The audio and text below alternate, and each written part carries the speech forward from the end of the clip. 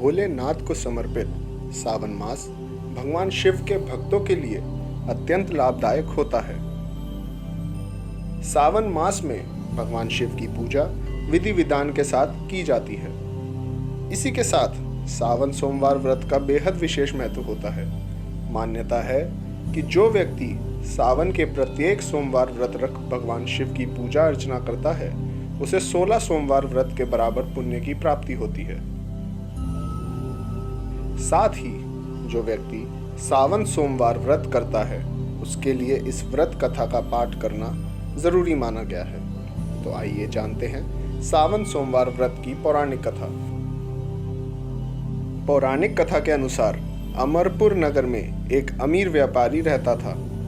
नगर में सभी लोग उस व्यापारी का सम्मान करते थे, लेकिन उसकी कोई संतान नहीं थी, जिसके कारण वो दुखी रहता था। पुत्र प्राप्ति की इच्छा से वह व्यापारी हर सोमवार भगवान शिव की विशेष पूजा किया करता था। उस व्यापारी की भक्ति से प्रसन्न होकर एक दिन माता पार्वती ने भगवान शिव से कहा, हे प्राणनाथ, यह व्यापारी आपका सच्चा भक्त है। हर सोमवार आपका व्रत रखता है और पूजा नियमित कर रहा है। भगवान, आप इस व्यापारी की मनोकामना अवश्य पूर्ण करें। पार्वती जी के काफी बार आग्रह करने पर भगवान शिव ने कहा, तुम्हारे आग्रह पर मैं इस व्यापारी को पुत्र प्राप्ति का वरदान देता हूँ, लेकिन इसके पुत्र की उम्र सिर्फ 16 वर्ष की ही होगी। उसी रात भगवान शिव ने उस व्यापारी को सपने में दर्शन देकर उसे पुत्र प्राप्ति का वरदान दिया और ये भी बताया कि उसका पुत्र 16 वर्ष तक ही जीवित रहेगा। भगवान से वरदान पाकर व्यापारी को खुशी तो हुई, लेकिन पुत्र की अल्पायु की भी चिंता उसे सताने लगी। अभी भी व्यापारी पहले की तरह सोमवार का विधिवत व्रत करता रहा। कुछ समय बाद उसके घर अति सुंदर एक पुत्र का जन्म हुआ। व्यापारी को पुत्र जन्म की अधिक खुशी नहीं हुई, क्योंकि उसे पुत्र की अल्पायु के रहस्य का पता था। जब उस व्यापारी का पुत्र 12 वर्ष का हुआ तो शिक्षा के लिए उसने वाराणसी भेजने का निश्चय किया। व्यापारी ने अमर के मामा को बुलाया और कहा कि अमर को शिक्षा प्राप्त करने के लिए वाराणसी छोड़ाओ और रास्ते में जहां भी विश्राम के लिए ठहरना वहीं यज्ञ करते और ब्राह्मणों को भोजन कराते जाना। उन दोनों ने ऐसा ही किया।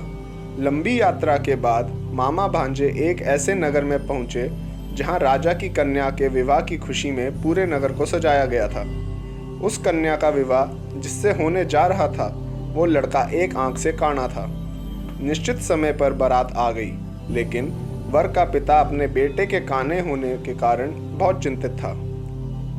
उसे भय सता रहा था कि कहीं राजा को इस बात का पता न चल जाए। वर के पिता ने व्यापारी के पुत्र को देखा तो उसके मस्तिष्क में एक विचार आया कि क्यों ना इस लड़के को दूल्हा बनाकर राजकुमारी से विवाह करा दूं और विवाह के बाद इसको धन देकर विदा कर दूं और राजकुमारी को अपने नगर ले जाऊं। वर के पिता ने ऐसा सोचते हुए व्यापारी के बेटे और उसके मामा से बात की। दोनों ने वर के पिता की बात स्वीकार कर ली। ऐसे राजकुमारी का विवाह व्यापारी के बेटे के साथ संपन्न हुआ। व्यापारी के बेटे ने जाते हुए राजकुमारी की ओढ़नी पर लिख दिया, राजकुमारी चंद्रिका, तुम्हारा विवाह तो मेरे साथ हुआ था। मैं तो वाराणसी में शिक्षा प्राप्त करने जा रहा हूँ। अब तुम्हें जिस नवयुवक की पत्नी बनना पड़ेगा वह काना है। जब राजकुमारी ने यह पढ़ा तो उसने काने लड़के के साथ जाने से इनकार कर दिया। उधर व्यापारी का बेटा अपने मामा के साथ वाराणसी पहुंच गया। उसने पढ़ना शुरू कर दिया। जब उस युवक की आयु 16 वर्ष पूरी हुई तो उसने एक यज्ञ किया। यज्ञ की समाप्ति पर ब्राह्मणों को भोजन कराया और खूब अन्न वस्त्र दान किए। रात को उस लड़के की मृत्यु हो गई। सूर्योदय पर जब मामा ने अपने भांजे को मृत देखा तो वो रोने पीटने लगा। मामा के रोने विलाप करने के स्वर समीप से गुजरते हुए भगवान शिव और माता पार्वती ने भी सुने। पार्वती जी ने कहा, हे प्राणनाथ, मुझसे इनके रोने के स्वर सहन नहीं हो रहे। आप इस व्यक्ति के कष्ट दूर करें। भगवान शिव ने जब देखा कि वो तो उसी व्यापारी का पुत्र है जिसकी उम्र कम थी, तो वे पार्वती जी से बोले, पार्वती, यह तो उसी व्यापारी का पुत्र है।